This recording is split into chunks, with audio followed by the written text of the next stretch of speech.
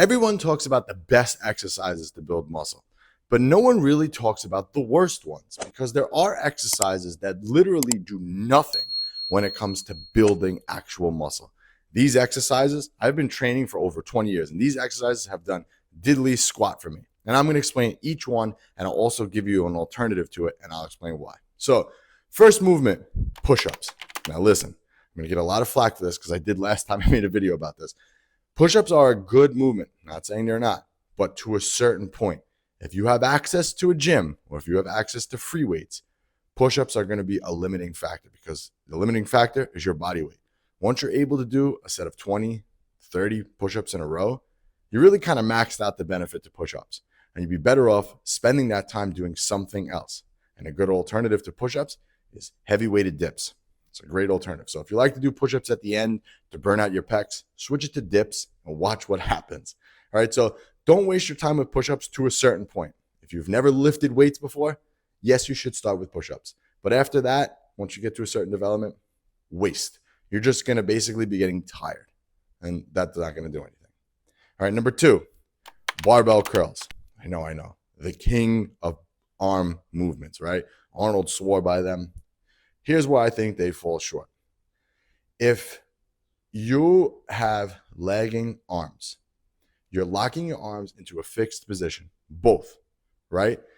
Now, what happens is because your arms are weaker, you're trying to overload it. So you're trying to add more weight. What happens is you start heaving the weight. You start utilizing other muscles other than your biceps. Your shoulders take into play, your lower back, you start swinging. It's not a strict movement. So by locking your barbells in, each arm is not working independently when it comes to growing your biceps. And you also risk the injuries because you're swinging the weight, and you also risk not putting tension on the muscle. And as we know, tension is key to growing certain muscles. So if you want to grow your biceps, you have to put constant tension on them. So what I like instead is a dumbbell incline because, again, it locks those arms in position. It's a much more stricter movement.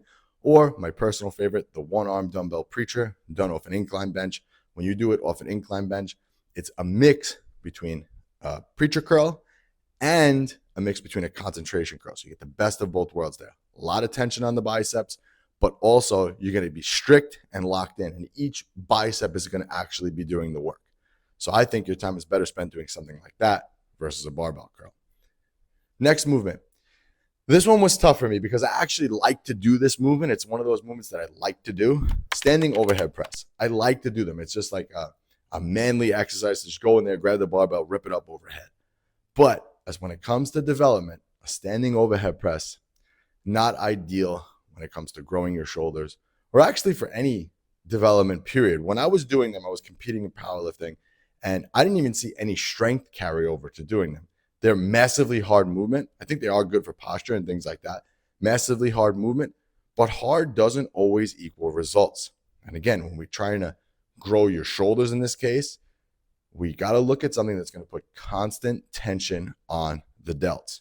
So in this case, you're probably better off doing lateral raises, cable lateral raises, shoulder presses, machine shoulder presses, dumbbell shoulder presses, something where you're very, very stable and you're able to keep tension on the delts. Standing overhead press, you're not really stable. Your body's got to stabilize you. It's a hard movement. It's definitely a hard movement. But when it comes to development, it's subpar. Number 4, this should really be called an ego press, but a leg press. So many guys, I see this all the time. Oh, I leg press 800 pounds. I leg press 600 pounds. And their legs are sticks. And the leg press is literally that, an ego press. How many people do you see in the gym? They load up the leg press and they come down like 4 inches and then they press it back up. It's ridiculous. It's a waste. When it comes to growing your quads, skip doing the leg press. There is no reason for it. I have pretty big quads and I've done leg presses in the past. And when I would do them, just naturally, when I was younger, I would do leg press all the time because you had to do them. And I was like, this movement's stupid. I'm not getting anything out of this. My quads burn way more when I do hack squats, or I get way more strength when I do barbell squats. So instead of doing the leg press, focus instead on hack squats. It's going to put more tension on the quads, and it's a lot more of a stricter movement. Again, like I told you, the key here to building muscle, tension on the muscle. Don't just move weight from point A to point B. You're not a weightlifter. You're a bodybuilder. You're someone who's looking to gain muscle. And the leg press is just an ego lift. You want to avoid it like the plague. I do like the leg press, though, for calf raises. That's where it really shines. That's a good movement. Anyway, neither here nor there. Next movement, number 5, seal rows.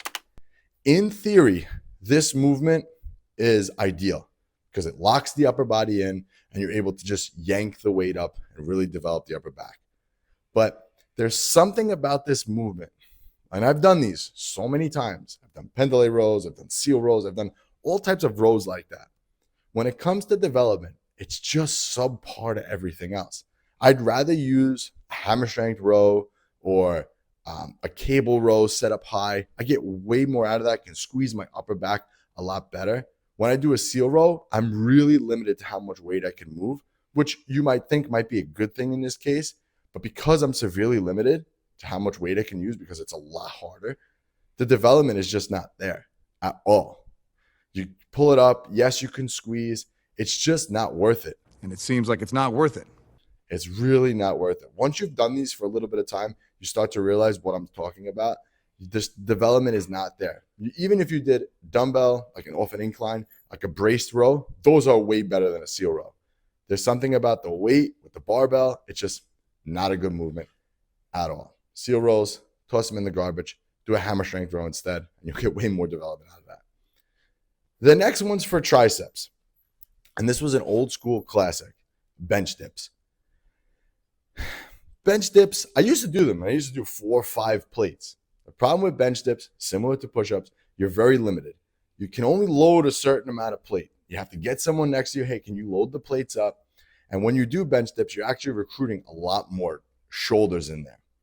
So arguably, are you better off doing like a close grip bench press in this case? Because you can load the weight by yourself. It's much more stable. You're not risking real injury doing that. You don't have to load plates on your lap and possibly clip your friend downstairs. And when you do a close grip bench press, you're able to kind of push more with the triceps. Bench dips are a great movement to like burn out at the end if you wanted to do them. But again, just because the overload factor with them, they fall into that same category as push-ups. You're just going to get tired for no reason. It's not going to help really with development. You're better off doing like a press down or other movements that I talked about in order to develop bigger triceps. Number 7, barbell shrugs. I used to do these all the time, but when your goal is to grow humongous traps and thick, meaty traps that touch your ears like Bane in Batman, well, you need to follow the fibers. Now, when you have a barbell in front of you, your fibers of your traps, they don't go up and down. They go more from your shoulder joint all the way to your neck. So they kind of go sideways like this.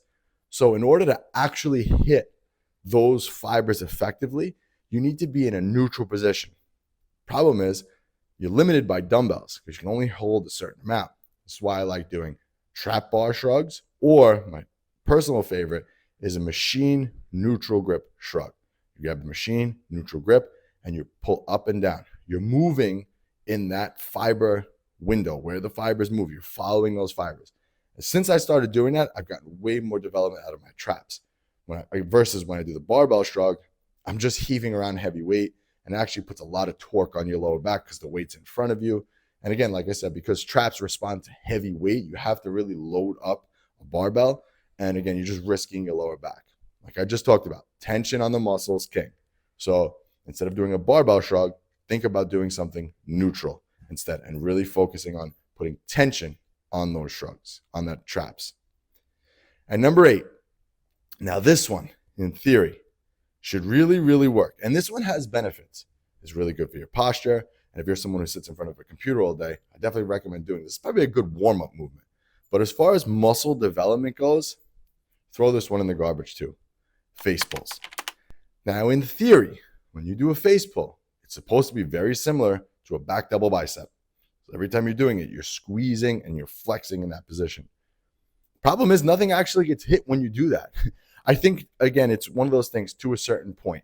Once you develop muscles to a certain strength level, there's no carryover here for face pulls.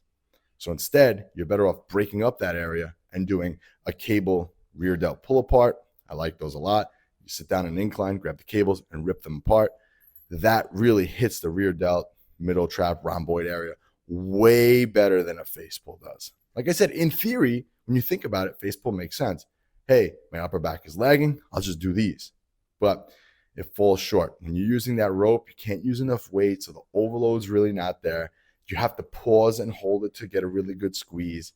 It's just not ideal for building muscle. Like I said, I think it's a great movement. I think it's a great movement for like warming up and overall postural development. But when it comes to putting on muscle, toss that one in the garbage. Instead, do, like I said, a cable rear delt fly. It's going to go you're going to get way more out of that than you would a face pull. Guys, I've been doing this for over 20 years and I made a lot of mistakes. So I want to give back to you. So all you got to do is click that link below. I have a free 6-week training program that I want to give you. No strings attached. I just want to help you avoid all the mistakes that I made and doing exercises like this for all those years and not getting anything out of it. All right. So all you got to do is click that, get that program. And this was Anthony. And I'll catch you guys on the next one.